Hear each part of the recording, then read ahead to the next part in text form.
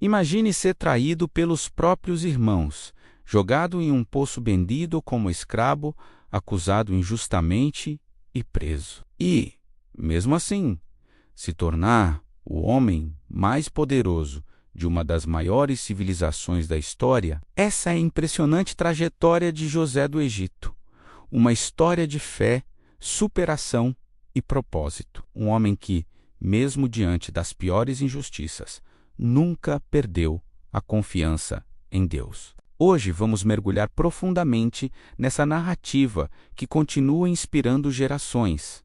A jornada de José, o sonhador que transformou a dor em destino. José foi o 11º filho de Jacó e o primeiro filho de Raquel, sua esposa mais amada. Desde jovem, ele já se destacava entre os irmãos por seu jeito íntegro, sua sensibilidade espiritual e, principalmente, por seus sonhos proféticos. Mas esses mesmos sonhos, visões de grandeza e liderança, menos despertaram a inveja e o ódio dentro de sua própria família. O que parecia ser o fim da linha, para José, se tornaria o início de uma das histórias mais extraordinárias da Bíblia, uma narrativa que mostra como o sofrimento pode ser o terreno fértil onde Deus planta os maiores propósitos. José era apenas um adolescente quando começou a ter sonhos misteriosos. Em um deles, ele via feixes de trigo no campo. O feixe dele ficava em pé, e os feixes de seus irmãos se curvavam diante dele. Em outro sonho, o sol, a lua e 11 estrelas se curvavam a ele. Esses sonhos, que eram mensagens proféticas de Deus, foram interpretados por seus irmãos como sinal de arrogância e presunção. Movidos pela inveja e pelo ressentimento, eles decidiram se livrar dele. Aqui já vemos o primeiro grande símbolo da história. Os sonhos de José representam o chamado que Deus coloca em cada um de nós. E, muitas vezes, os que estão mais próximos podem não entender esse chamado. O caminho para o cumprimento do propósito divino raramente é fácil, e José estava prestes a descobrir isso da maneira mais dura possível. Certo dia, Jacó envia José para verificar o bem-estar de seus irmãos, que estavam pastoreando ovelhas longe de casa. Ao avistá-lo de longe, eles tramam contra ele. Inicialmente, planejam matá-lo, mas Rúben, o mais velho, convence-os a poupá-lo. Jogam-no em um poço seco e, pouco depois, o vendem a mercadores ismaelitas por 20 moedas de prata. José é levado para o Egito e seus irmãos mancham sua túnica colorida com sangue de animal, levando-o ao pai e fingindo que uma fera o havia devorado. A dor de Jacó é profunda, menos ele acredita ter perdido o filho amado. Enquanto isso, José chega a um país estranho, sem família, sem apoio e sem esperança aparente. Mas Deus estava com ele. Mesmo quando tudo parecia desabar, o plano divino seguia seu curso. É uma lembrança poderosa.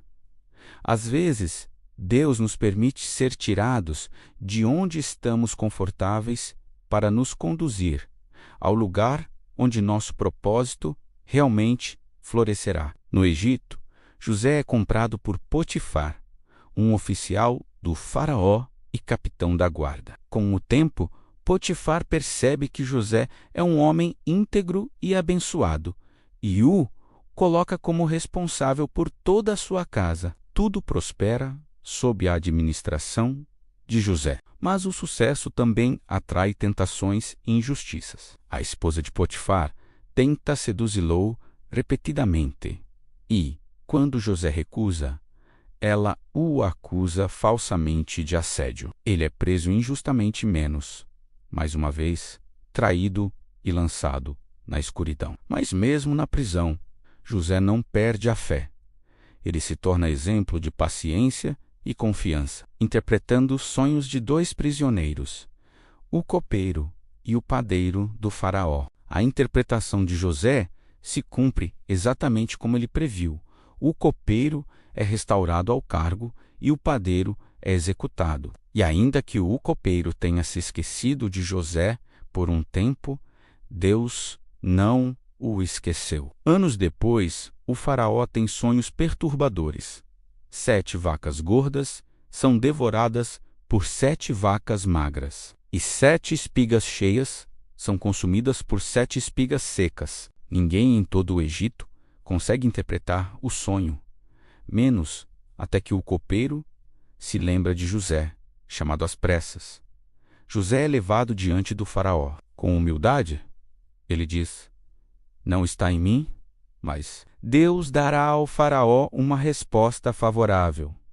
José explica que os sonhos significam 7 anos de fartura, seguidos por 7 anos de fome. Impressionado com sua sabedoria, o faraó o nomeia governador do Egito, dando-lhe poder sobre toda a nação. José, o jovem vendido como escravo, agora governa o país mais poderoso da terra, durante os anos de fartura. Ele armazena alimentos em abundância, e quando a fome chega, o Egito está preparado. Mais uma vez, a fidelidade de José se torna instrumento da providência divina. A fome se espalha também pela terra de Canaã, e os irmãos de José viajam ao Egito em busca de alimento. Eles não o reconhecem, mas José os reconhece imediatamente. O momento é carregado de emoção e justiça divina. Aqueles que o venderam agora se curvam diante dele, exatamente como ele havia sonhado. José poderia ter se vingado, mas escolhe o perdão. Após testar o arrependimento de seus irmãos, ele se revela dizendo: eu sou José, vosso irmão, a quem vendestes ao Egito.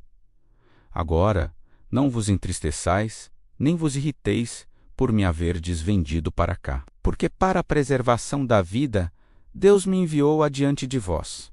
É um dos momentos mais belos da Bíblia, menos o triunfo do perdão sobre o ódio, da fé sobre a dor. José entende que tudo o que passou teve um propósito. Ele traz Jacó e toda a sua família para o Egito, salvando-os da fome e cumprindo o plano de Deus. A história de José nos ensina que cada queda pode ser uma preparação para uma elevação maior, que as provações que enfrentamos não são castigos, mas instrumentos de lapidação. José não apenas se tornou governador do Egito, ele se tornou símbolo de fé inabalável, integridade e perdão verdadeiro. Seu exemplo mostra que, mesmo quando somos injustiçados, Deus continua escrevendo a história a menos, e que os sonhos que Ele coloca em nossos corações nunca morrem, apenas amadurecem no tempo certo. Se essa história tocou seu coração, compartilhe este vídeo com alguém que precisa ouvir essa mensagem de fé e esperança. Deixe seu like, inscreva-se no canal e ative o sininho para continuar acompanhando outras histórias inspiradoras como esta. E lembre-se, mesmo quando tudo parece perdido, Deus está trabalhando em silêncio para transformar seu deserto em vitória.